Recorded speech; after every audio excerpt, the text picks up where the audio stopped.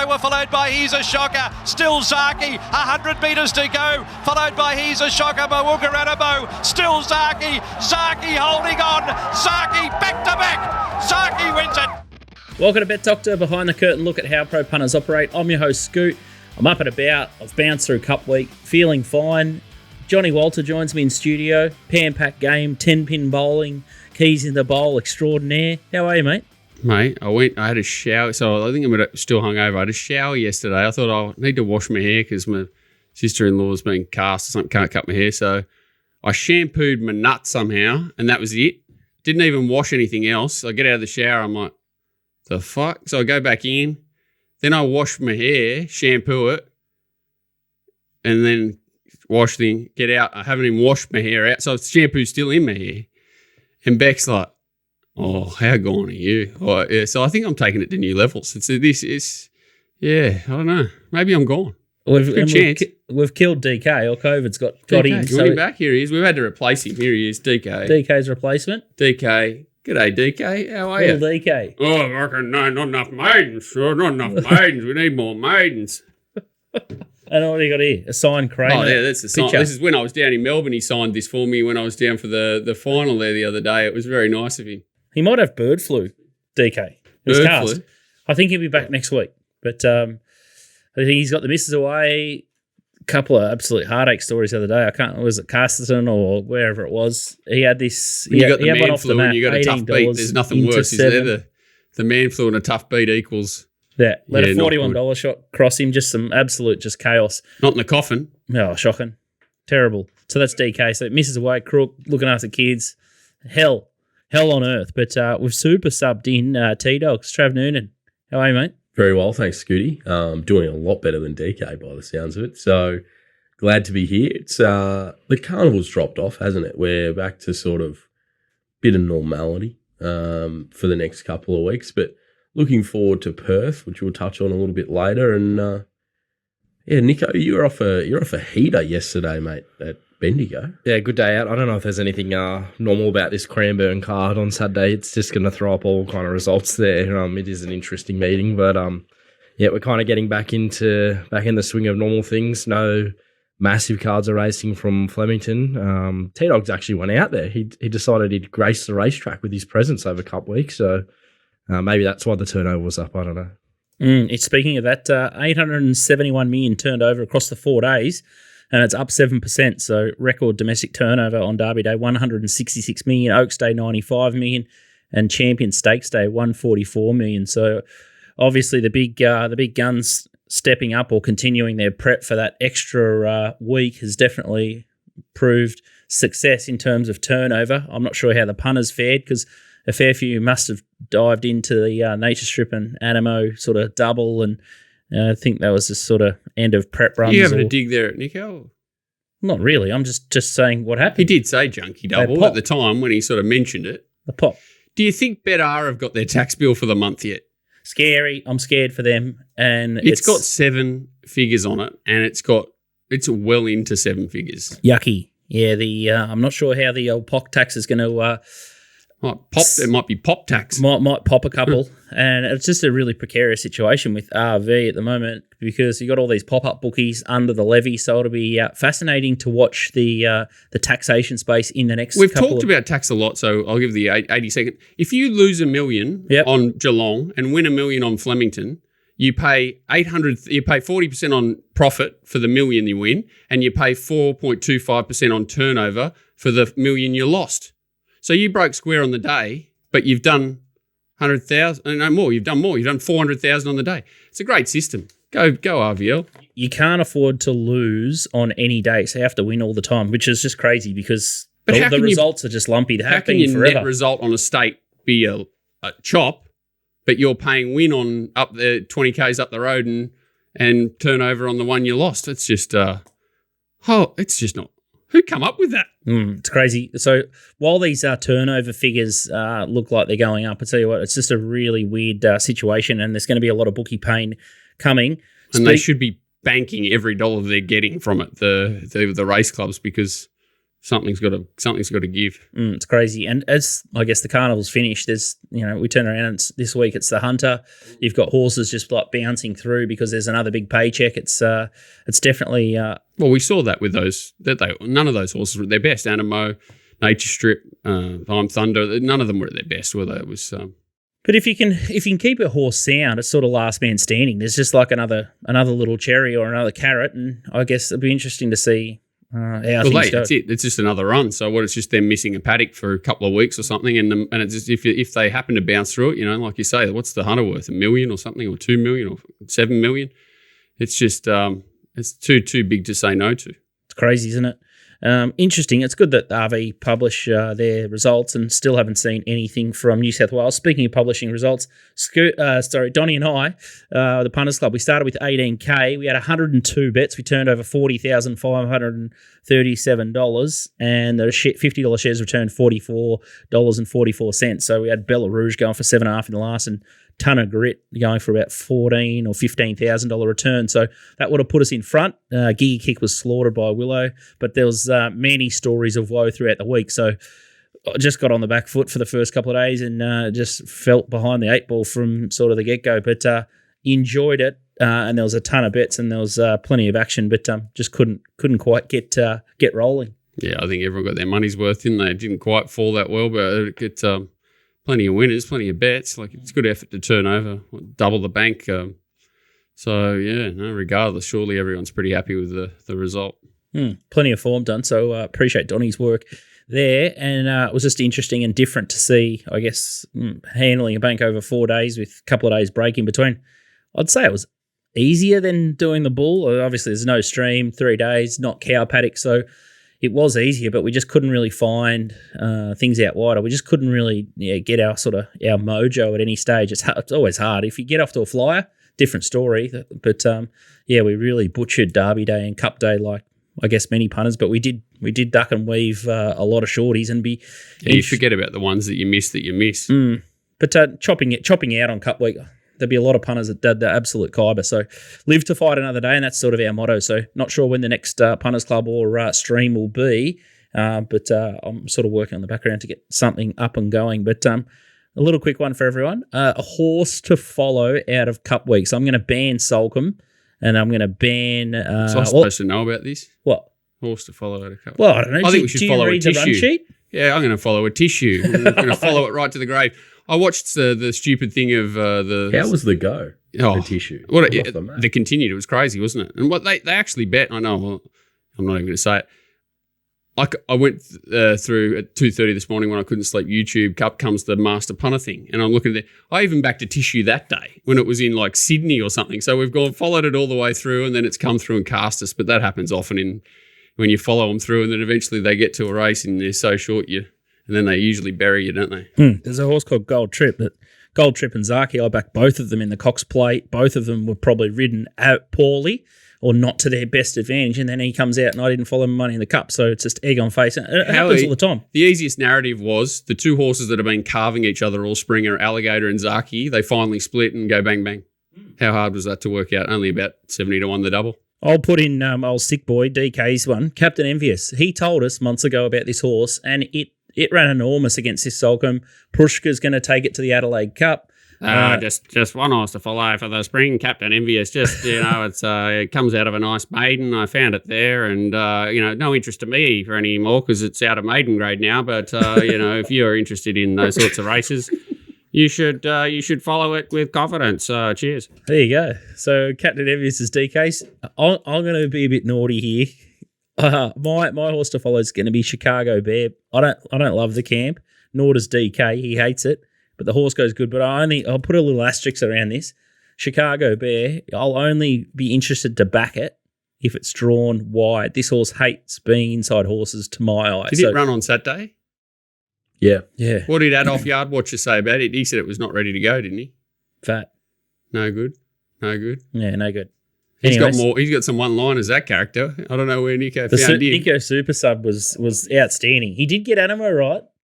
Oh, mate, Animo right. He missed He nearly took the lot. He had a massive crack at Tavolu, who just couldn't run down Boltzmann, Alligator Blood. But it was tough going on stakes day. I was kind of glad I dodged that one. I think I ended up sort of winning for Cup Week, but I think if I had been there stakes day, it might have been a different story. Who's your horse to follow then, Nico? Obviously for the 3 days because you didn't see the last one. It feels like forever ago. I can't even really remember, to be honest. White Marlin's probably one that screams. How'd you find it? off. Did you get it off the How'd you replays? find it? Yeah. I did think there was a horse that ran really well on the last day that will probably run again soon. Baltoro. I reckon he'll be winning soon. If you chimed into the Melbourne Cup for next year, please say no. No, I haven't yet, but I might sort of roll some multis into him. I don't know. Jesus Christ. T-Dogs, you got a horse to follow? I have a few. But What a shock. I went through all 4 days. You can catch my review up on the Racing Show Patreon. But one horse, I thought Princess Rainey's out of the Roots race on Oaks Day. Moody horse was first up. I sound a little bit too serious compared to a few guys on this horse to follow, but I really think second up next time it'll be very, very hard to beat because that Roots race is rated really well, and it was only first up. So that was It's hard to find a climbing horse to star. follow. Like most of them, like you say, are on the tail end. It's hard to find one that's, not 6 months from worrying about or 4 months from worrying about, isn't it? Finding a I think for Cup Week, you've got to look at the lower grade races if you want things to follow. You're not going to be following anything out of the Group 1s or the Group 2s because they're all going on the paddock pretty much. So We backed that Matron Bullwinkle on Oaks Day, and I think it needs even further. I think we got away with one, and it just wasn't really that was. Did we ever? massively got away with them. Any outwiders heading to Perth? There's a few. Rothfire and the Astrologist out of the Sprint Classic, and I think Palele are all going to the Winterbottom. Cascadian, Jeez. I think, is going to run in the Northerly, so he's one of the few Group 1 horses that's going to kick on. And I think the Railway and the Northerly might see Steinem as well, who ran second to Your Girl a Tissue I Waltz. was on it for my nuts, yeah. I think that's about all of them. What's a Railway, 18, also, or is it the one in the middle?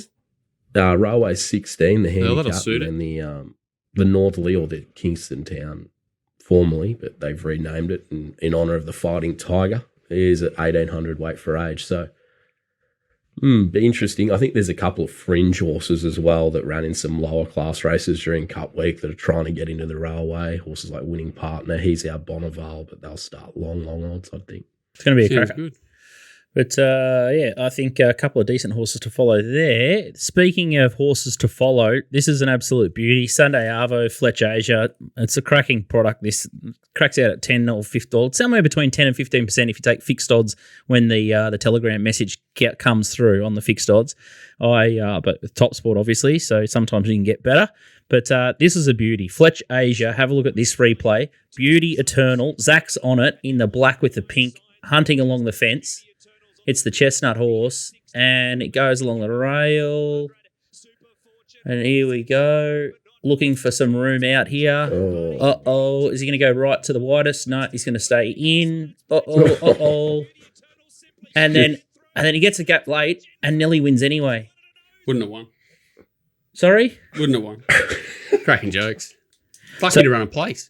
Beauty Eternal, Hong Kong, that's probably the best thing I've ever seen beaten in my entire life. Mate, that's not the best thing beat I've seen in the last 45 minutes. You don't watch enough races. You're not a real racing person. I was going to say there was a few in Perth over a couple that were just unbelievable. We'll get Terry on later, but geez. At least you got Willie back over there, Big Willie. He's back in town. Geez, he left Sydney pretty quietly, didn't he? Just snuck out the back door. Weird, isn't it? Whole thing's got a bit of a Wonder whiff who about it. Hawks is going to put on for now. Is he going to go back to Berry, or is he going to find another victim to drag his horses out every start? Be interesting. Just borrow someone off Christopher. Yeah, that'd be actually K-Mac at suit. It's going to be interesting, the Perth chat. So, yeah, as the boys said, we've got Terry Leighton, but we're going to talk about Trackscran here quickly. The runner-up this week is the Albury Racetrack. I've got the roast beef and gravy roll for $10. That's proper Trackscran. No frills, just swimming in gravy, $10. Mitchell Beer country there. The more we do this show, I think the more we figure out that Walt's not a big gravy fan. Well, What do you imagine think of I'm that just gravy, looking at Walt? that gravy going, like, whatever you're wearing, it's ending up somewhere on you. That is not, you're not escaping that alive. Like, I would actually get in there, scrape half of that out just to save whatever I was wearing. So are you more of a mint sauce person on roast lamb? If you put mint sauce within 20 kilometres of me, I'll throw up all over you. I hate mint sauce. So what do you put with your roast lamb? Not gravy? Huh? Don't You got it in moderation. Moderation. I like to. Sometimes I like swimming gravy, mug style. Speaking of mug, butter chicken with broccoli. I think this is at Hawkesbury. This is Richard Haynes. Butter chicken? Yeah, butter chicken with broccoli. And then broccoli little side serve there. $22. I've never seen that in my career. At Hawkesbury. And Mitch Beers rubber stamped it. Reckons it's one of the best things he's ever eaten. And Mug Punter chimed in as well. So Hawkesbury do a cracking butter chicken. Well, it's not a bad idea to wash it down with the broccoli. At least it freshens you up a bit after you feel like you're going to die after you've eaten the butter chicken. I zoomed in and I looked at the butter chicken sauce and it looked oily, and I agree. You need that broccoli just to make sure it's not out give within yourself the a next 20% hour. chance of It's fibrous something helping it through. Some of that stuff just absolutely rips me to pieces. Anyway, speaking of doesn't rip to pieces, is Manscaped. Absolute beauty here. The weed whacker, especially during Cup week, very time poor. You can go all the way with the lawnmower, or you can just trim up with the weed whacker. I found my first ear hair this morning, actually, and gave it a little bit of a trim. So that's ominous signs for me. So head to manscaped.com and type in Little Birdie and you get 20% off. What? Your first ear hair. Stop it, mate. It is. Just one little stray. Yeah, well, there's more coming. You'll be able to tie them under your chin soon. Today's show's going to be a beauty. Is Donna's good? He every time he bets, they usually go off. So a bit of a weird one last week. He said top fluck, and the horse just caved in, went the other way. So he got the chocolates with the Boris Thornton thing. I think the horse was called Enterprise Attack. Never going to get beat at any stage. He couldn't hit the side of a barn or a cut like that. But Johnny Walter, he's going to have a look at Newcastle, The Hunter. He's big keys in the bowls, man. Pop-up race lover. What's this pan-pack games, Walt? What's this? Is it just a mad orgy fest? Or do you want to know it? Huh? What do you want to know? Well, you rang me Saturday Arvo and said, mate, you wouldn't believe this. It's just this all about these So orgies. I didn't know what to expect, right? It's over 35s. There's about 1 million different sports. I entered like 4, pulled out of most of them because I'm so cast and physically I couldn't get through them. So bowling, I thought I'm a chance. I was like 3 back-to-backs on Sunday was the original. Then they moved one of them to 3 p.m. Saturday. So I was, how happy I would be with that. And it's the doubles and triples or something. And I don't know my partners. I've just been. So first guy's like hair down to his backside, 4 teeth, and he's from whatever. He rolls in, house shoes. Like you think, I thought it was going to be like semi-serious. He's had to go and hire his shoes and whatever. I'm like, that's just not a great sign. Then other old mate walks in. He's telling me how he's only had 1 ball and 1 pair of shoes for 40 years. And he's a big fella. He's about 130, 140 kilo. Anyway, nice enough bloke. So we roll through. Do you think you belong to that crew? Yeah, for sure. Yeah, I do. Yeah. Well, I obviously do because I was there. Yeah. But then we sort of, at the end of it, I'm like, still watching he's into me at one stage. He's like, oh, pretty disrespectful. You got the races on while we're bowling. I'm like, well, you better get used to it, champ. It's going to be on the whole time. And it's this same guy. So sort of get towards the end and he's loosening up a bit. What do you do? This, that. And he's like, oh, you're coming to the opening ceremony. I'm like, didn't plan to. No, mate. He's like, oh, I actually met my current wife. I had a different wife at the time, but I met my current wife 20 years ago. She was in the softball and I was in some other sport, and we met at the opening ceremony and ended up, I left my wife and married her. And he's like, oh, we look forward to this event every time it's on. I think it's on every 2 years. I'm like, oh, yeah. He's like, yeah, because this is the time where we can throw the keys in the bowl and just go mad. It's just an orgy for 2 weeks. And he's not top 10 most attractive blokes I've ever seen, this fella. And I was like, sort of just not paying too much. I was like, oh, that's good, mate, whatever. And he's like, yeah, no holds barred. We're both allowed to do whatever we want for the 2 weeks. And I'm like, oh, little okay. leave pass. And then he upped the ante and he's like, and we also have a challenge where we have to video or take photos of the weirdest place we get it on over the period. And I'm like, oh, that's interesting. He's like, hang on a sec. I'll just get my phone. And I'm like, actually got to go as he's flicking through the phone trying to show me the video where he won it 3 years ago, won it 3 times ago for the weirdest place. I can't tell you where it actually happened or whatever because I was in the car and off and gone making, I look like Doc Brown trying to get up to 88 miles an hour and get out of the car park. It was an interesting experience, but no, good fun. Oh dear. So you still keys going? In the bowl. If any, any keys in the bowl, people that are into that out there. Pan-pack games. I Get a don't think it team. matters what sport you're in. Just play. Just enter and show up. Opening ceremony, away you go. Good luck. Wowee. So you're still in competition? Yeah. Scary. Yeah. When's the final? I think this weekend for the bowling. So I don't even know how. I don't really know what's going on, but we'll see what happens. Oh, good luck. I'm not coming to watch. Oh, I can't. Mate, it's just up the road, Ashmore. You should be there. I'll get you a ticket. Wouldn't go if you paid me $1,000. TopSport Steamers, I and me absolutely smashed them. Kieran Maher, sprinter, was off the map too, 340 into bugger all, and it was just looked like an OG, really. Bet Dr. Lays of the Week, Dynasties. I'm not sure if it's finished the course. Got absolutely... Geez, the betting was smelly on it. It was short anyway, but No, it was like $3.50 to write your own ticket or something. It's just one of those corporate bookie, smelly, bloody false favourite rorts that we talk about. But, not happening there. Cranbourne Cup Day with Nico. It's going to be a beauty. And then we got T-Dogs and Terry Leighton just going toe-to-toe for Ascot. A little bit of to and fro offline, so it's going to be interesting to see what comes out of that wash. TopSport 2-5 on all the big races, so make sure you stop betting at the imports and bet with the Aussie-owned crew. TopSport, can't beat him. Tristan's trying his absolute off there, so it's going to be an absolute beauty. $111 for Nico's Mounting Yard Mail till the end of December, so great shopping is absolutely on fire. So if you sampled it through Cup Week, make sure you jump on board that one. He is still in the eye of the storm, and even though he tips them on top, sometimes he doesn't pull the trigger. So, Nico, you just need to put the... So hang on, was that like pat, jab? You just had to have a little stab in the back. What was that? Well, I'm just because Nico hasn't backed it, and if you still like it and Nico puts it on top, still pull the trigger. I think what he needs to do is pull the trigger on his friends that get married during the carnival or, engaged or anything. Oh, just pull I the agree trigger with on that. them. Yeah. Definitely. Yeah, no black book is there. New relationship, life's changing. Mate, come back and talk to me when you got 3 kids and your life's completely and utterly cooked. Let's talk about Cranbourne. Speaking of cook, race 6 is the first one we're going to have a look at, and it's the Freeway Ford Shooting Star. This is where Nico bought his car, Class 3, 1,500 metres, and Braden Star is the favourite here, $3.80. Victory Bay, $4. Thaler is $6. Voltan, $7. Liberty Steps, $8. Missy Longport, $17, and you can get better the rest. Going to have a jump out here, and oh my God, I think you're just doing this to rev me up completely. Bussett and Young, and then Ollie on Braden Star. This is the one we're going to have a look at. Tell us why we'd be this crazy to back this horse. Yeah, lucky DK's not here. He might be getting a bit sort of rolled up here in the studio, wouldn't he? Yeah, there'd be steam out of DK's ears. For right sure, now. but Bussett and Young jump out winner, is there anything more certain in life than that can't win at a jump out? But this horse... Where is it in the jump out? It just about to go to the front now. So he's sort of slowly away, then sort of works his way into the field. He had a jump out before this that was also pretty good, where he sat back and just kind of annihilated his opposition there as well. He just kind of stormed to the line and was really strong late. He did the same thing here, to be honest. This could be a serious horse, I think. He does have some sort of drawbacks with the jockey and sort of how the camp's going at the moment. But if he runs up to his form overseas and his jump outs, I think anyone could sort of steer this horse and sort of anyone could train it the way he's come here. I thought this was an outstanding piece of work. I know you can't get too sort of sucked into their jump outs this camp, but the way he sort of lengthened out here, look at his action. He just does everything so effortlessly. He sort of comes away from him very easily.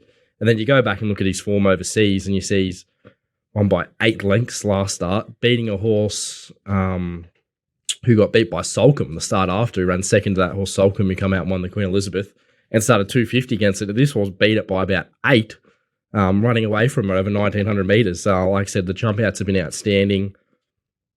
Look, Bussin, they're not my camp. I found them a bit on Saturday, but it's a scary place, Cranbourne, isn't it, T-Dogs? It's probably the day you want to be sort of getting involved with them, I would have thought, given it's hometown cup day. They're probably going to be all guns blazing, trying to win a big race, and I think they've helped this horse back throughout the spring for a race like this. I think all things being considered, he's still over the odds at $3.80. I think there's a real case to be made. He's a lot better than these horses, and he's going to be, a handy horse here in Australia, and if he can run anywhere up to his overseas form and his jump outs, he probably just should be winning. So there's a few slight reservations. If he comes out and gets beat on Saturday, he might be sort of post-race uppercut there for falling into a horse like this, but everything I've sort of seen from him going back to his form lines, watching his replays, he just looks like a really smart horse. So if he can run up to that, I think he'll be handling them on Saturday.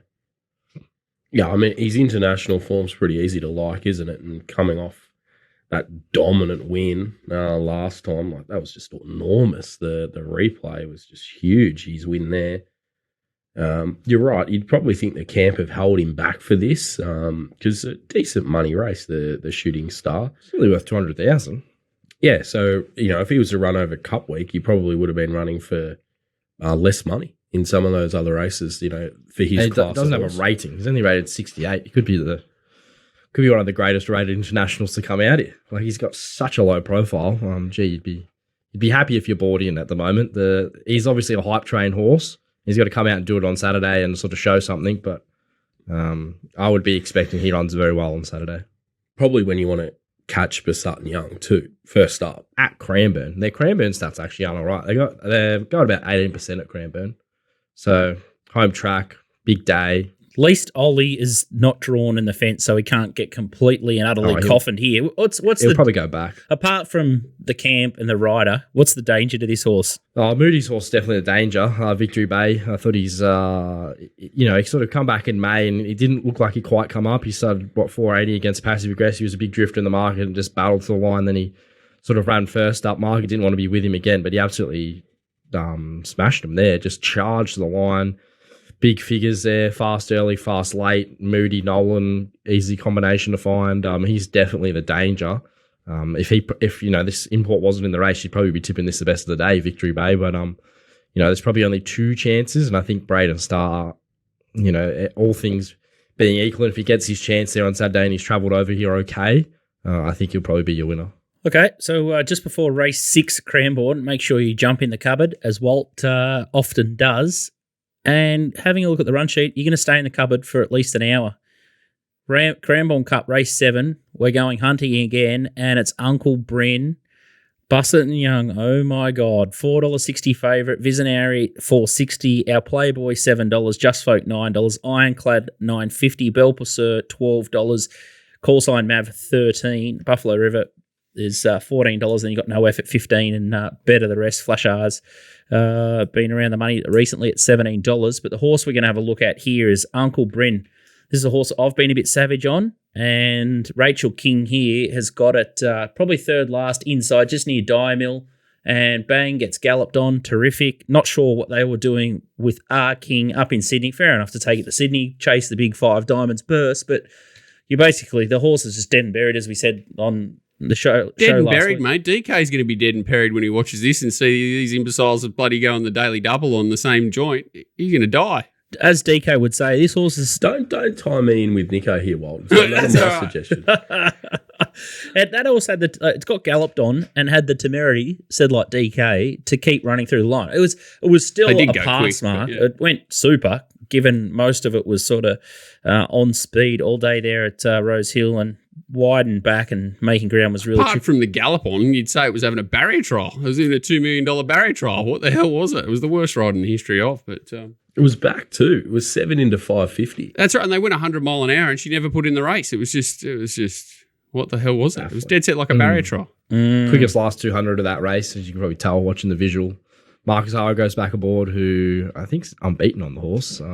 Has he left Crown Casino yet? Mark Zara? He might be sort of coming good. He definitely didn't mentally for the rest of that week, did he? Hopefully he's freshened up. Keep telling us why you like it, Nico. Well, you just got to watch that replay, don't you? That was a great run behind Ellsberg. The win in the Sale Cup was dominant. He didn't have he ran last in the Toorak, but he got chopped out of a run. The run prior is lame in the Toorak as well. Had proper issues. Yeah, the run prior is split Gold Trip and Smoking Romans. I just think he might be a bit better than him. It seems like they've got him in the zone. If he can, the query is he's been up to Sydney now. He's got to come back and do it on the backup. But if they can keep him in good order, I sort of heard the stable talking about him earlier in the week and said it sounds like he's backed up pretty well and he looks like a horse that would handle the backup. He's a big, strong horse. He's there's a lot of him. I would imagine he could take plenty of work, this horse, and he'd be okay. So I thought 460. Look, he's probably the most likely winner. I think Visionari's probably got to improve a bit off what he did last start. I'd much rather be on Uncle Bryn than him, but he's definitely in the game. He looks set to peak here, third up, another local chance. Visionary last start wasn't ready for that high tempo, though, was he? He was coming out of a slow run race first up, second up into a race that was run it almost inverted that race. Everything that was up on top of the speed fell out of the picture. Form out of it's a little bit suspect, but you'd think he'd come on from that run. Yeah, the form around Tavalu is easy to tie in, isn't it? So he's obviously in the game. I'd probably have Uncle Bryn favourite over him. They're equal favourite at the moment. I'm tipping another one, Busted and Young. I need the cap. I need Mug to send me down the Busted and Young cap after Saturday because I could be Team 1 fanboy of the camp. But I thought Flash R was probably the horse that was over the odds. Get back, he'll charge to the line. It's a good run behind Uncle Bryn in the Sale Cup, and he's just got a sense of timing about him. So I thought he might be the one at sort of 20s you could throw in your exotics or have something each way on him, and he would be running you a good race. But Uncle Bryn there, top pick in the Cranbourne Cup. Flash R sounds a bit like Mug. It wouldn't surprise me if he's a bit of a Flash R. The big trench coat on. Well, He was a really good run first up, I think, behind I Wish I Win. And, yeah, I loved his effort in the Sale Cup. And he's just got that freshness edge again, Bassett and Young. But he's sneaky. He's a sneaky horse there. He's got a sense of timing. DK's gone 2 weeks and we turn into the Bassett and Young show. not only tipped 2 Bassett and Young, but thrown in the roughie, a third Bassett and Young horse. And that's probably actually smart because I think every time I've been tipped a horse from him and one of his has won the race, it hasn't been the one he's tipped, it's been the roughie. So it's actually probably not a bad formula. Just going to say on Uncle Bryn, we ran a few stats last night thanks to Punting Form, Australia's best database. Stats off for Rachel King, 35 from 158 last 6 months under $15, 22% winning strike rate with her off. And 16% pot. You can just back the horses blind that she jumps off. Where's the gift? Where's Borco with the gift? Get it up there, mate. Get it up there. Is that table rising? You've got a horn. You've just turned erect. Every time I need to smile, Keys I in the just bowl. put the gif up. It's the best. It's the best. Like, seriously. Anyway. I didn't think they'd be that good, to be honest. Like, I went in querying that data gun. Well, it's arcing off an MZ on, who just is a jet when he gets on horses. They seem to improve under him. So the horse has his most dominant win in Australia was when MZ jumped on it, won by bloody 6 at Sale. The weirdest thing with the arcing stat is that you wouldn't think there's much left after she gets off them in the tank, but somehow they bounce back. Maybe she toughens them up. Possibly. What if I owned this horse, I'd just take it straight off these trainers. Like, what have they done with this horse? This horse has been up for so long. So kicked off in the Lawrence, went to the Valley, and then it's had the run against Smoke and Romans over 2,000. This is probably a really good horse, but have a look at this. Like, so deep into its prep, off the back up, being galloped on. This horse might just throw it in and just say, I'm buggered. Important to say that it wasn't lame after that race, just galloped on. So that could be completely superficial. Obviously, 99% chance it is superficial in this case. Dear me. What a debacle. Hopefully you jump out of the cupboard with a hat full of money come 5 o'clock on Saturday. I thought the only other horse in the Cranbourne Cup, I know this is my segment, but the only other horse that deserved some mention I thought was Ironclad. I loved his run first up in the 1,400 metre race behind Old Flame. It was a good run. I was a bit worried the map. Thought he might have to get a bit too far back at Cranbourne. It's not a track you want to be sort of spotting them a big head start, especially on Cup Day. Cup Day can play really sort of hard and true up on speed, but he's probably going to be a horse it's in the game, isn't he? Having a look at Newcastle now with Walt. That's Cranbourne. So full on press with Bassett and Young at Cranbourne, but Newcastle's got the Hunter. So Spring Stakes is now on this card, and that's the first race that we're going to have a look at. And it's race 7, and Save It 8 for me is the favourite here, $2.80. Redinier is $4.40, Cazalark $5.50, Robusto $6, Basque $9, Token Capital is $14, Pyresa or P-Resa $26, So Your Battle $41, and Mar Miller $41. Let's have a look at the replay of Save It 8 for me. Well, some demons here to tackle. So which is this? This is last the blue time. So with the white cap. Previous start before this, they dragged it right out of the race. They absolutely walked it, come to the middle and just ripped home past them. This time it actually showed a bit more early speed, which is what you want to see, but probably won't get to see it Saturday. But raced in the first 4, every chance again. But yeah, pretty easy to see why this horse looks pretty progressive. Again, they didn't go too quick, but just put a hole in them, and sits up late, sort of holds that to the line. It's similar to what you were talking about. Most of these horses are beaten up. Radina's been, Sydney, Melbourne, Sydney, 3 wide the other day. Its form's pretty solid, but I think they'll go pretty quick here. I'm hoping that Token Capitalist doesn't dump the jockey, stays in the race, and Redina probably pair off up the front, and hopefully there's a bit more pressure because I can't see Tommy doing anything but dragging this horse out of the race. Newcastle, big open track. I'm not one that loves to find Tommy, especially when he has to make a decision in a race. But I don't know. Kazalark's the third favourite coming out of a pretty average maiden. Every chance they're really, nice ride in a pretty average maiden, as you're saying. Robusto's been up and back in distance. It's going to be back with Save a Date for me, who's already had the mile run. Robusto's jumping from 13 to a mile. Like, I dead set think he nearly has to fall off it for this horse to not go extremely close. It just looks so well placed, horse on the up, a perfect horse. This used to be in a different part of the program. The old Spring Stakes used to be part of the Newcastle Cup 2-day event, but I think this horse has just got a sense of timing compared to the rest of them, right on the up and well set up. Even though it's only in its first racing prep, just looks a really nice horse. Token Capitalist last start. Any excuse? Yeah, no, I think it's just. It was just terribly placed, wasn't it? What was the race? It was like a benchmark nothing, or a class 1 was the day that DK backed it and it went 1 inch and fell off, which was the day we were down in Melbourne. Yeah, it's a horse I really like, but I think it's nearly now a next prep horse. It's that's all of these horses are just about peak. Pia Ross is coming out of a maiden, he hasn't peaked. Most of these horses have peaked for the prep, I think, and Token Capitalist is one of those, whereas this horse is sort of just soft run. Now getting to harder grade, but it's not beaten up. So the only real danger here is just Tommy butchering it. Yeah, and maybe a fast track, making it difficult to run on. But I think there's enough pressure, and I think this horse has got a pretty special turn of foot that will allow it to overcome most obstacles. Beautiful.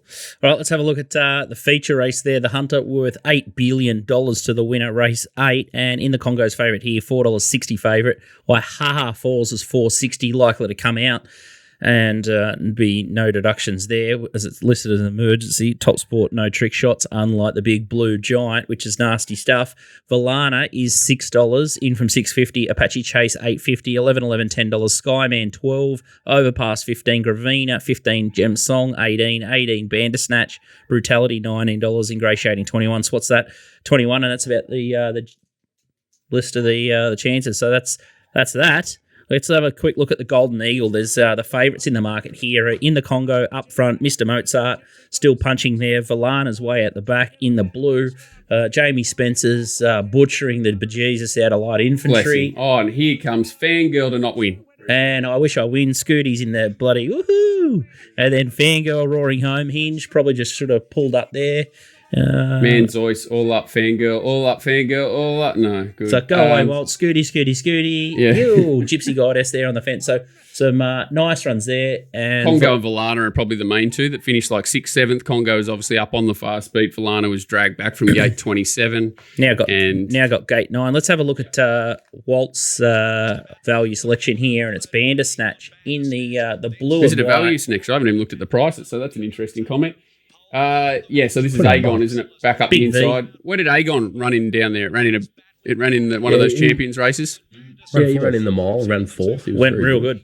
So this horse, I don't think it went to a mile after this. Don't think it runs it, or it went in one of the 38 diamonds or 56 diamonds or whatever it was. Big Dance, come on. Was that what it was in? That's right. God, so absolutely flying over this sort of distance range. Bandersnatch this time in. Drawn perfectly. Another like a chance that it's a little bit beaten up, but I do like that you're saying it's value, as I've just seen that it's 20 to 1. Just a perfect draw. Looks like there's really good pressure again. Apache Chase drawn 13, Timmy drawn inside, so they're going to have to kick up. You've got Rachel Senna on overpass out drawn in 18 there, and she should definitely roll forward. There's definitely enough pressure for a horse like this to just sit just off them. I thought the other interesting horse was Valana that came out of this, but he can settle closer. Probably needs a nicer ride.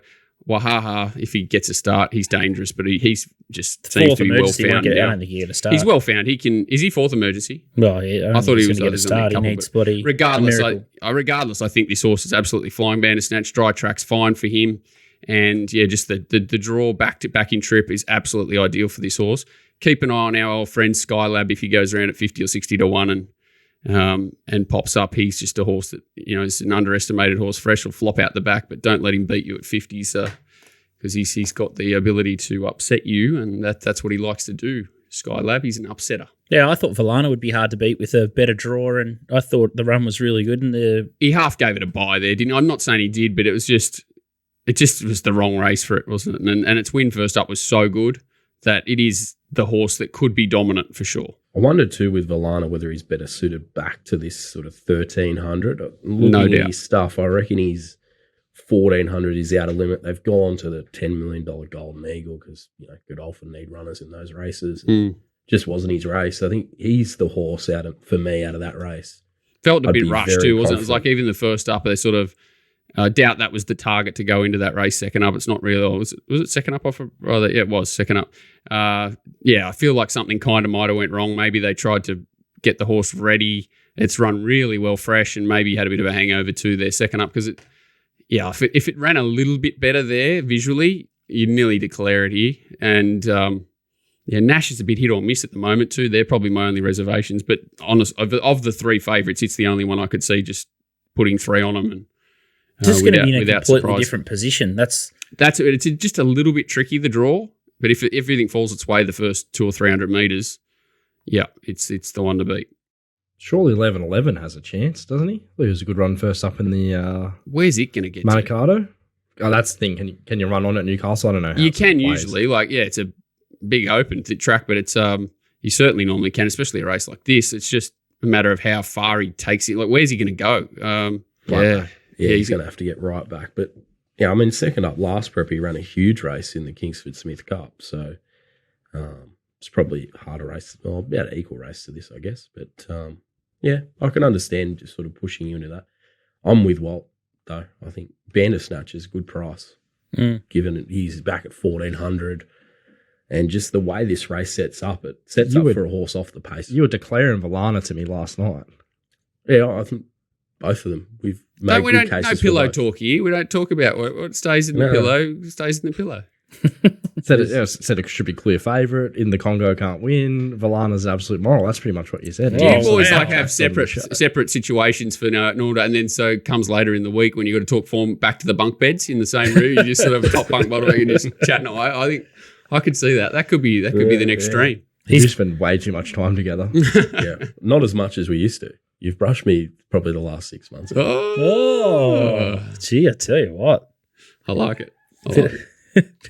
He's just warming him up for Terry Leighton. Brutality's flying, obviously, but barrier 17 is a bit sticky. What is that horse now? And I think it's just sort of, I don't know what the hell. He probably had something completely different in mind, and this thing just keeps running so well over these short trips. He seems to have kept it to them. I don't know what the hell Brutality is, this preparation. Isn't it next run, like the Gong or You would think whatever, so, wouldn't you? And obviously at the mile? hope it rains for him. It's strange that someone's asking for rain, but it's the horse that probably needs it. What did you make of Skyman? I know we got to move on, but J Mac first up. Yeah, I Interesting don't setup. think. I think it's a mile, and it wouldn't surprise me if it ran well, but it's just not. When it's won, it's had the right. Like when it won at Hawkesbury, it just was in the right spot. When it won the start before, it had the right run every time with Willie, wasn't it? It's box seated twice when it's won. Don't see that really happening here. I think these are a bit sharp for him, but if old mate the vets come back home, you never know. Old Timmy Roberts come back up the highway. You never know. Yeah. Did I say that out loud? I found it weird that it's $12 in a race like this, but Should be 20s plus. I thought that too. Yeah. I think the safe way to bet would be definitely have something on Valana and save or have similar stake on Bandersnatch, and I think that'll be the race done and It's dusted. the old, well, even Bandersnatch each way and back for Lana, you can do both. It's too big a price. Like you sort of, it's a crazy price Bandersnatch because it's going to get such a nice run. It is a nice bet each way, and because Gravine is what's the other one? It's like $6, isn't it for Lana? It's not silly. Yeah, I'll be dutching, but just make sure you bet with TopSport. They got the best price in the market at the moment, and do not take the sneaky sports bet bloody deductions price because they've priced it all up, and then you're just going to get hammered by 20% when Ha Ha Falls comes out. Oh yeah, well, So don't do that. Sack 'em. What about I don't know if I said it. We still talked about it. For Betar. I'm trying to term barred from the coin toss. How do you get barred from a coin toss? In the cricket, Your coin toss is no longer available at the World Cup. $1.90, take your pick. Coin toss, barred. That's the best. You got tentacles. It's not even me, but it's. I said someone sent it through to me. They got barred from the coin toss because they backed 4 winners in a row. I'm like, if you're rigging the coin toss at $1.90, take your pick and having 150 on them, well, too good for me. Too good for me. All right, let's. So if you want more Walt stuff, make sure you check out racingwatch.com.au and you can get in his Discord channel, or you can just have the noise-free Telegram service. So both are good business. So pick your poison there. Next up, we're going to chat all things Ascot. West Coast is the best coast, some say. And Terry Leighton joins us from the 1-1 pod. You're with us, Terry, or Terrence, I should say.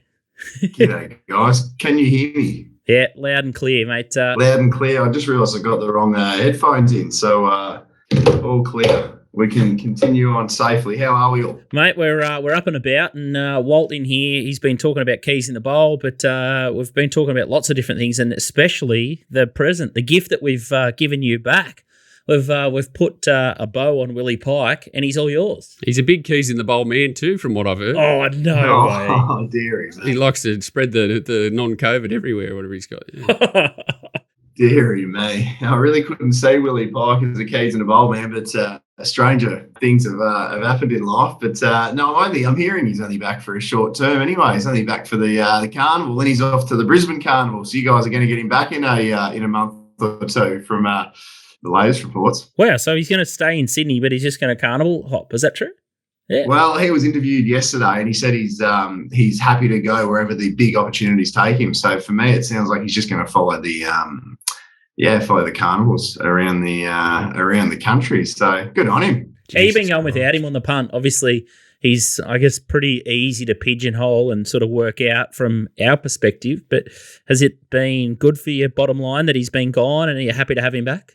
Yeah, I'm very happy to have him back. Yeah, it's been noticeably more difficult. We're very happy to back him. We're very happy to take him on as well. A lot of his mounts will start significantly shorter than they should over here.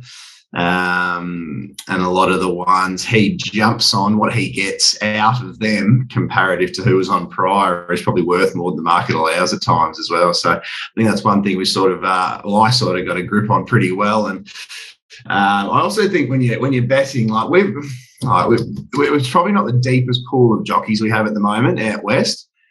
So just the amount of times recently, and this sounds like a scorned punter, but the amount of times in the last 6 months you feel like you've been stiff in a race, or things have not gone to plan, or it just seems a higher number than usual because we have a lower class of jockey. We have no apprentices coming through whatsoever.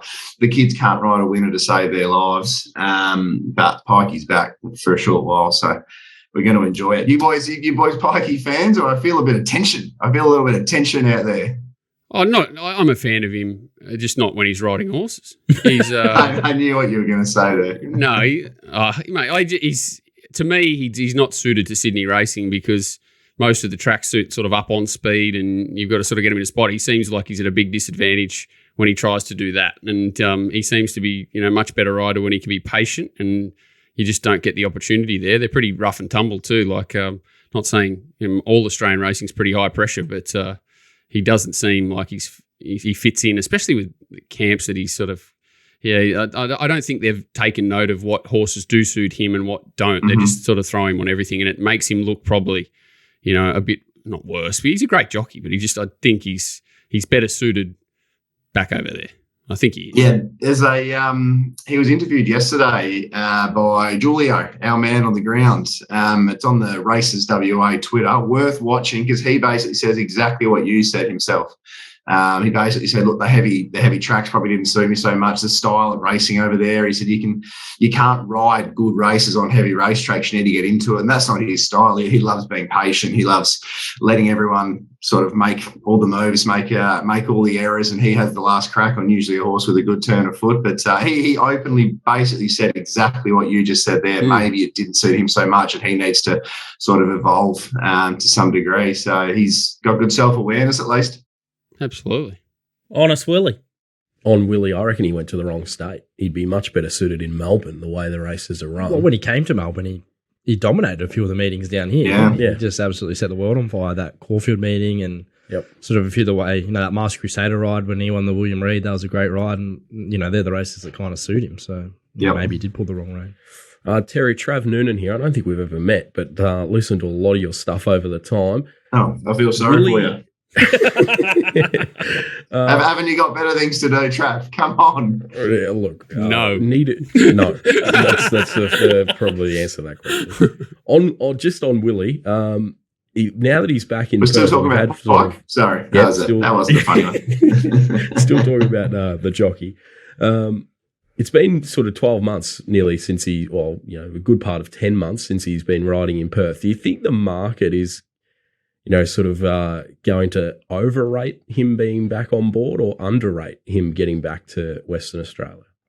Well, it's funny, isn't it? This week's a good example. I thought it might take some adjustment time and we might see a price or two early. I mean, his first ride yesterday, it did go horribly, but it was 6s out to 16s in a 6-horse field. His second ride was $1.70 into $1.50.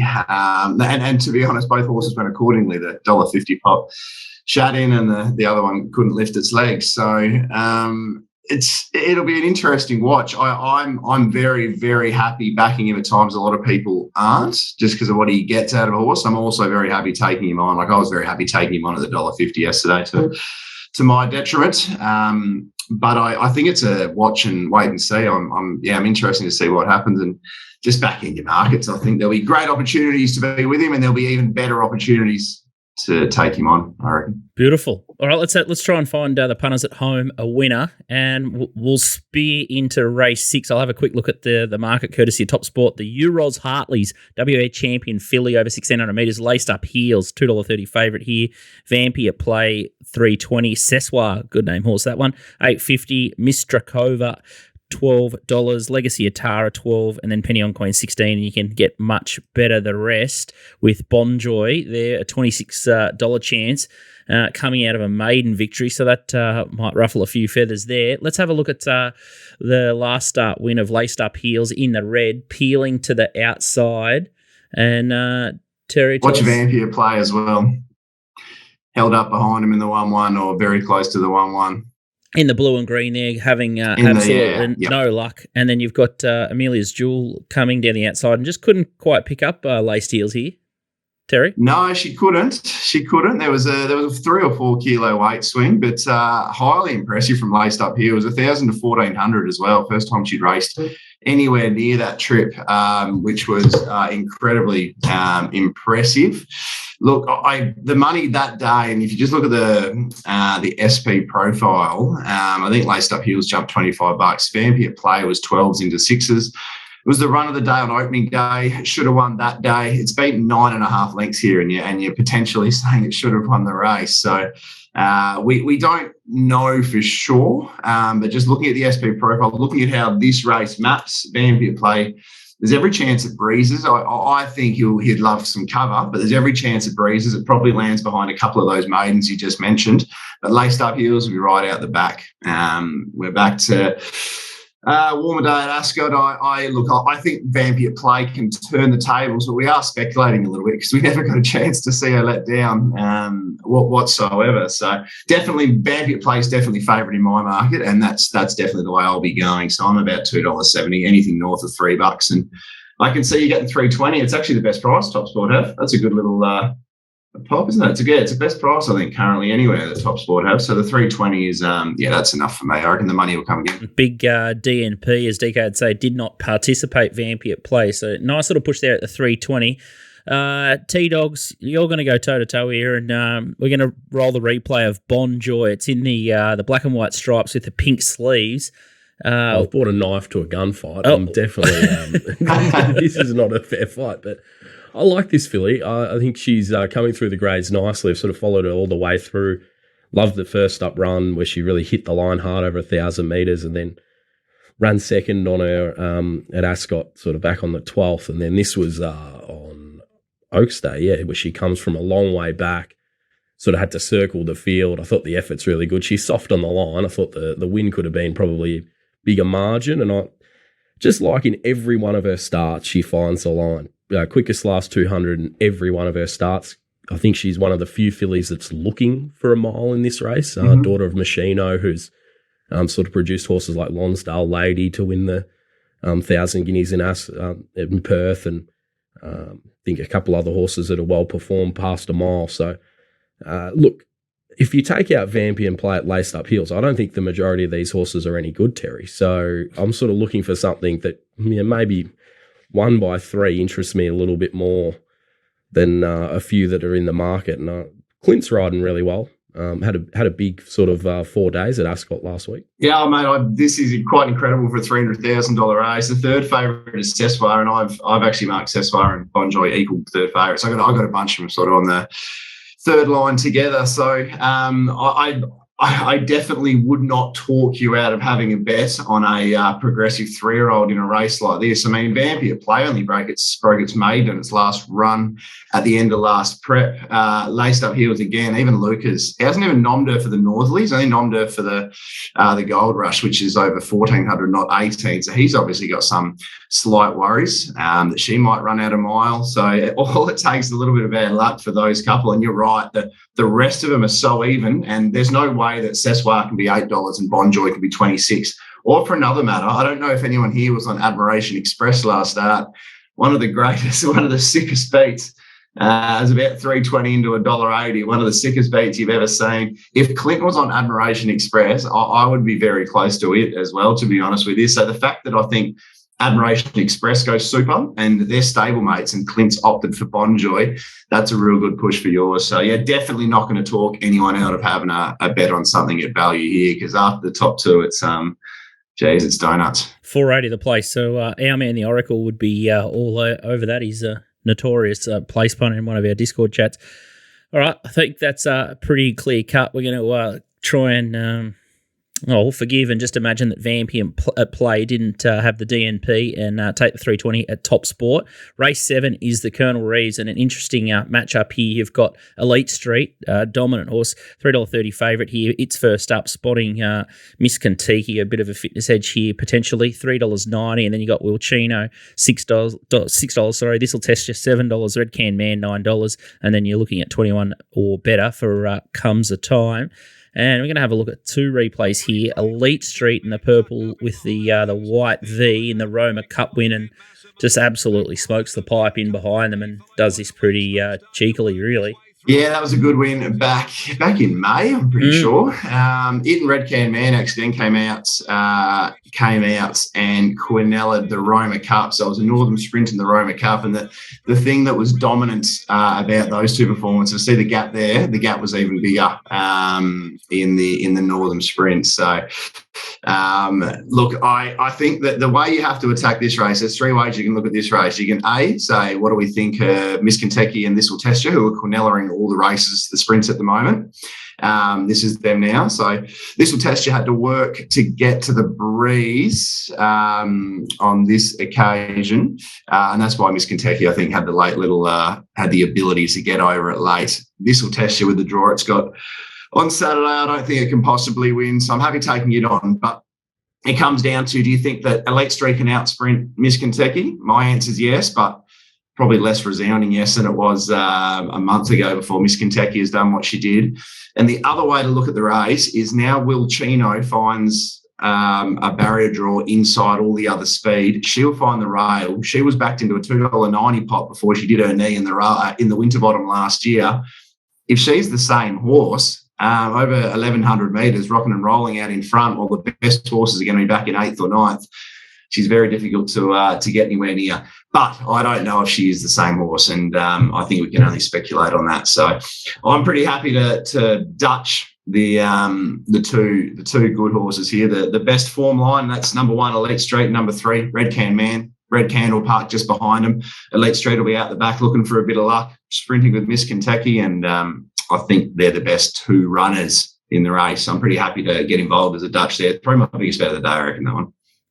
There you go. T-Dogs, you agree? Yep. Leach Street's very well placed here, sort of under the conditions of the race. I don't think he's penalised very heavily for being the best sprint in Perth for the best part of 2 years. So, a horse like Miss Kentucky only gets 4 kilos off him. I don't think, she wouldn't meet him much better at weight for age. he's very deadly first up too. He's not one of these horses that takes a while to get into his preparation. He sort of performs straight off, and Brad's the key to this horse. I love Rawiller on this horse. He's only been beaten on him once, and that was in the Winter Bottom when he pulled up with excuses last prep, Terry. So has to be the horse to beat for mine, and Dan Morton's stable seems to be ticking over nicely going to the Pinnacles.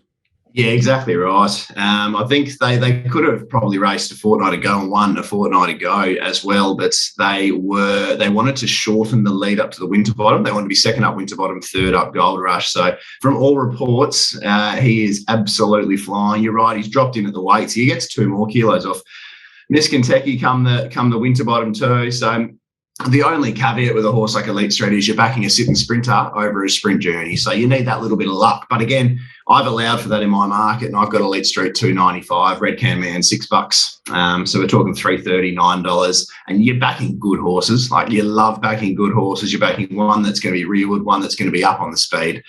I'm pretty confident we'll get a result from those two. But a big watch on Will Chino. We'll find out if she's actually back or not. What do you expect the market to do here, Terry? Do you think there'll be strong resistance against Elite Street with Miss Kentucky? Well, do you remember the Northern Sprint first up last prep?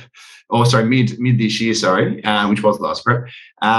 He opened up, what did he open up? $2.20 type thing. A few people are laughing because they got some $2.70, $2.80 and end up trading north of $4 on the exchange late, which was quite incredible. But the thing is, we're talking 125% market at the moment. We've got to fit them into 100%.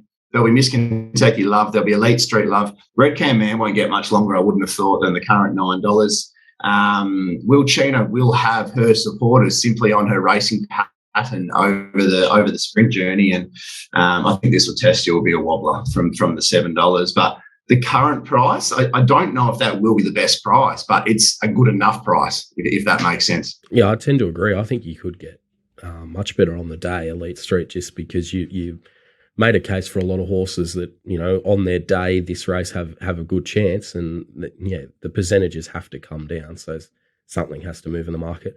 Just want to make quick note of Laverod. I think this horse is potentially the forgotten horse coming into the Perth sort of summer carnival. He's sort of been in the wilderness for the best part of 12 months, but he ran really well in the Northern Stakes first up behind Elite Street. The big tick for this horse is Pike back on. I think Pikey's got an exceptional record when he goes on Laverod. No knock on Geordie Turner, but he's not Willie Pike, and I thought the trial leading in was quite good. I wouldn't be surprised at all if he's hitting the line hard, and a race like the Gold Rush at 1,400 could be a good target for a horse like Laverod this preparation. I think he's in for a good prep, especially if Pikey can stick with him. Yeah, 100%. Went super in last year's Winter Bottom. And as you said, he tends to be the forgotten horse a little bit as well. I guess the big query for him is drawn 10, Elite Street 9. They're probably near each other in the run. Can he go with Elite Street late, basically at the same weight, gets a kilo off him? Probably not. But again, he's one of those horses, especially with Pike going on, that I wouldn't talk people out of a sort of a place-heavy investment with. Outstanding. All right, so take maybe Red Can Man early at the $9 and then just fish around for the saver there on Elite Street is the suggestion from Terry and Laverod. We'll Dutch him. We want Elite Street a result. Definitely a result. Yeah, I think he wins the race. Got him sub $3, but just keep betting. I love the confidence. As always, race 9 is, we might as well cover it, the RJ Peters Stakes. It's W Pike, the pink and white, and it's $2.05. There'll be plenty of punters that are still going and need this, or have got devoted, multied into their last leg. Its favourite, and then playing Marika is $8.50, Search and Rocks $9.50, Edelweiss $10, last of the line $11, Dom to Shoot $11.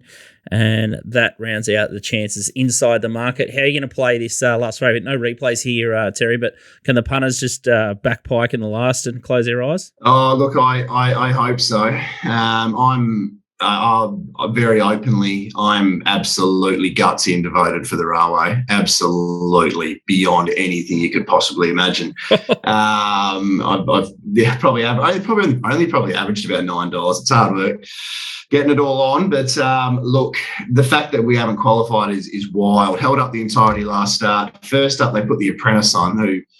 What was going on there? No, but why put the Apprentice on? Just carry the 60 kilos. Like, the horse could have carried 68 and won the race. Like, I think that's one of the poorest decisions I've seen tactically. Anyway, don't get me started on that one. Anyway, so now we need to win this. We could run second and qualify, because you'll run second, you'll get 2 points, you'll get a 90. I think second will probably get you there.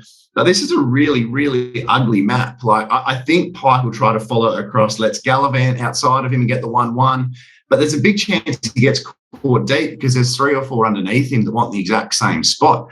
So I almost just want him ridden dead cold. I think you go back, you take your medicine, you find some cover, and you back in what Pikey does best, and you've got a horse with a massive turn of foot to get past him. But we'll leave that up to him. Look, my bet price devoted is $2.50. So this isn't going to be a bet for me. I'll be betting elsewhere, but hoping my bet loses, if that makes sense. So I'll be backing Playing Marika each way. I'm sort of $4.90 with her. She's a really underrated mare. She's a 7-day specialist. She hasn't drawn a gate this prep. She's been racing against Patton at her first 3. She's been huge. She got past Treasured Star. She shook off Rock and Nori. Off the 7 days, she'll land on the back of the speed. If Troy can get her out into clear air on the turn, pre-turn, and let her roll, she'll be super hard to catch. I think Devoted with normal luck will beat her, definitely.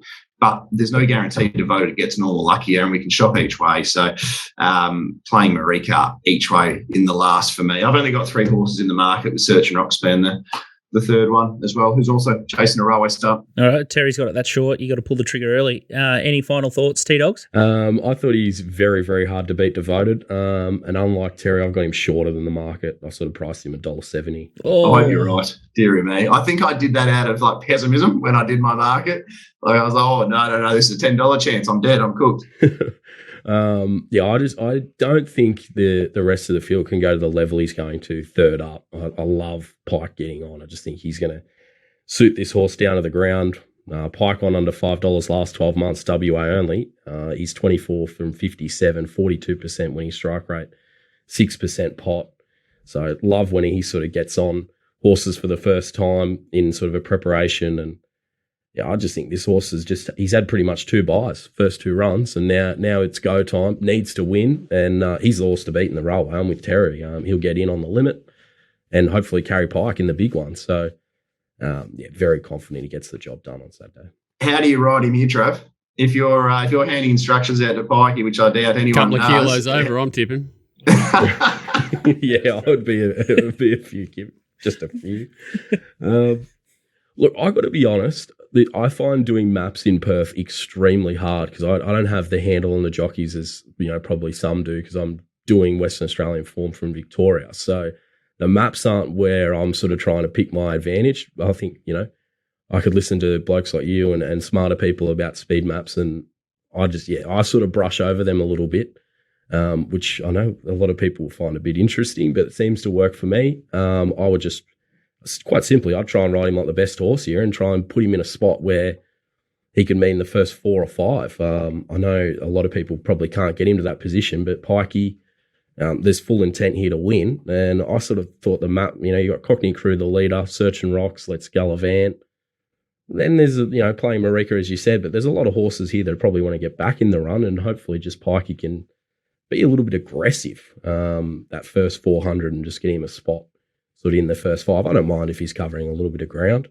Considering I just think he has panels on them. So that was a long way to answer a short question, I think. No, I like it. I just hope you're right. That's all. I'll be very happy if Playing Marika runs second or third to Devoted in the last. Believe me, if there's a photo finish, I'll be cheering for my bet to definitely get done. All right, so in the railway, I think he's Devoted's into 480, so maybe tread a little bit. See, if we're gonna just one thing, if anyone's thinking about playing Devoted railway, there's no chance it jumps probably jumps $3-4 in a railway. Has to win this. Just do the manual all up. Back it here, then back it next week. You're going to get $6 instead, $7 instead. Good idea, and that's exactly what I was going to suggest. So keep your powder dry and do it that way because 480 looks like a bit of fool's gold, or you could just get egg on your face very, very easily. Terry, you've been amazing, and I'll try and get you back on next week. I think Railway, WA Guineas, and then the Winterbottom is the week after that. So West Coast is the best coast. Always a pleasure, lads. Cool. All right. Good luck on the Good weekend. luck. He's going to be swinging to the fences by the sound of it, and full of confidence. Make sure you jump in and shop early because this guy moves the market. He's an absolute beauty. Before we wrap up, let's go to Donnie's best. I've not sacked Donnie after Cup Week. It's a bit nasty. By He's me. due. Gentlemen, Donnie here again for the best bets this weekend. It was good to get 1 from 2 last week. We keep winning. Let's move forward. We've got 2 bets this weekend. The first one comes up in Noonan, race 5, number 5. It's called Driver Deal. It's going for 4 on the bounce this weekend. It maps perfect. It's going to lead or sit just behind him. It's in the right stable. It's got the right jockey on. It's going to be strong at the end of the 1,600 metres, and there's just not much else in the race. So at $2.50, I'm happy to have something on Driver Deal, race 5, number 5 at Noonan. The other bet comes up on Friday night. It's in race 1, number 5, Tragara. This horse was caught 3 deep on a hot tempo last start at Newcastle. It was only caught in the shadows of the post. The key to this horse is it should lead around Canterbury. You want to find leaders around this track. If it finds the front, it looks tremendously hard to beat. At $4.20, I have to have something on. It's the way to play at Canterbury is find the leaders. So I'm happy to back race 1, number 5, Tragara, Canterbury on Friday night. So just to recap, the 2 best bets are race 5, number 5, Driver Deal at Noonan on Saturday, and Friday night, race 1, number 5, Tragara. Good luck, gentlemen. Outstanding. Another guy that moves the markets is the Don. So he's going to side with Uncle Robbie and Benny Thompson in his backyard in Brizzy. And Tragara Friday night at Canterbury. Walt. I have not seen a runner. He's just too good for me, Donnie. He's fast, isn't he? He's across it. He's just too good.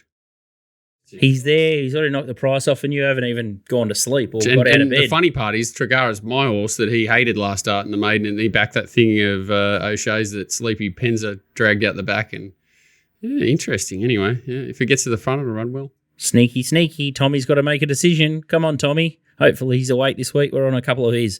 TopSport Steamers. I'm a beauty. I Am Me was a beauty last week. And there's a bit of a fight back here from the early shoppers. So let's have a look at this week's bets. This is a beauty. Cranbourne, race 5, number 6, Cardigan Queen. 400 at 540 here. Only Jay Allen will get this beat. Yeah, it was good first up at Geelong. Charged the line there, didn't she? The deep race, there's a few chances there, but you could definitely make a case that, $5, $6 is probably overs for her. Unlike a few in the race, though, she's on the up, whereas they're on the way down. So they're second up. Yeah, a few of the horses in that race are coming to the end of their prep by the look of it. Race 8, number 2, Ancestry. Small bet this one, 100 at $31. A spec here. Yeah, I mean, on his best figures, you could definitely entertain him at $31, but he needs to get out of the chair, so that's his problem. Yeah, probably can take 30s. No, not keen. And then this is a bit better bet, or bigger bet. And race 9, it's Beaufort Park, 300 at $31. Like this. I thought this horse's trials have been outstanding, this preparation. He's a bit of a sneaky operator at times, Saab, and hold this horse back from the Flemington Carnival. I think he got balloted out of a race there, but it's absolutely flying, that horse. Chase Jojo Was a Man, cross-talk, last prep. That's got to be good form for a race at Cranbourne. Yeah, didn't have much luck behind He's a Shocker, though, prior to tasting Jojo Was a Man and cross-talk either. So I remember I was on him that day at sort of $26, but he was probably unlucky not to win a race last prep. He was thereabouts in the finish in a few of them, and E. Brown going aboard looks a big tick. Wow. Holy heck, they've backed that one, Beaufort Park. 331, now $12 at TopSport. So I was going to say 300 at 31. It's a decent go this sort of day and age. Yeah, absolutely blown to pieces. Okay, but again, Saab Hassan. So I tell you what, it is a frightening day if you're betting at Cranbourne. You probably jump in the cupboard at race 5 and you're probably not out of it, especially if you're back in Saab in the last until 6 o'clock. So I'd assure you, take snacks. And then if you're going to start betting at Ascot, things might turn around because Terry's an absolute weapon as well. So, shit, it's going to be a big day Saturday. It's going to be outstanding racing. I love the Perth Carnival. I just love having a couple of scotches on the couch, pizza, not talk to the missus for a little bit longer, and then just sort of isolate myself and enjoy the Saturday night watching a bit of Perth quality racing. Jesus Christ. Well, scary. You'll be 10-pin bowling. Hopefully. Yeah. That's In the final. Finals time. In the final with all the unwashed. Finals with all Out at unwashed. Ashmore. Right, Terrific. Right along. Filling in for DK this week, have to channel him. So we have to find a bet and a maiden out wide. Have you got one? And I found one. Race one. I love it. Donald Sunday would just chips in on the Pruska Yendel horse, Tar Heel Blue. I think it's number 3. No market's up because acceptances only just came up. Price? Oh, well, I reckon if you could take about evens, you'd be keen. You're so sick. God, it's a 2,200 metre maiden, and it's had about 6 starts. That's sort of DK's area. They're well exposed. Oh. Starts. And this isn't DK at all. It's Drawn Barry number 1. There's no way he'd be bowling it. Sounds like a camel race to me. Nico, good luck, Cranbourne. At least you don't have to drive the Ford too far down the road. That's your country, and He will need it. It's going to be a scary day out there at Cranbourne. It could be an unbelievable day. You could be repping the Sutton Young jacket, cap, beanie, Sunday night. If those 2 horses win, I might try and get in like the celebrations after the race. You try might and get in have the to- photo. Try and get in the Uncle Bryn Cup photo. You might have to, move away from Dave's stable and start buying horses there. Yeah, that might be a costly exercise if I do that. if the horse is still alive, it looks like a sensational bet, Uncle Bryn, but it's a big, big if. All right, I think that's a wrap. I think we've gone forever, but cracking weekend of racing. Make sure you support TopSport, get around punting form, or just buy one of the boys' subs. T-Dogs has got Patreon. He's been in form there. And then you got Nico's Telegram group. You got Walsh Racing and Watch Chat. And then we'll fling out a free tip sheet. So make sure you check out the Little Birdie Twitter account as well. And another little pearl that I've found with WA heating up, there's a YouTube channel called Racing Wagering. And it's the WA race replays. So it's all on YouTube. So you get the replays, you get the trainer talk and everything around that. So that's probably the easiest way to look at Perth replays. I'd check that out. So it's YouTube, Racing Wagering, and then subscribe to that. So that's the best way to look at the replays. Is that what you use, T-Dogs? Yeah, and they've also got a website that's terrible. Sort of flick between. But yeah, it's not ideal, the Perth setup. They need to sharpen that up a little bit. There's a few things they could sharpen up and make their product better.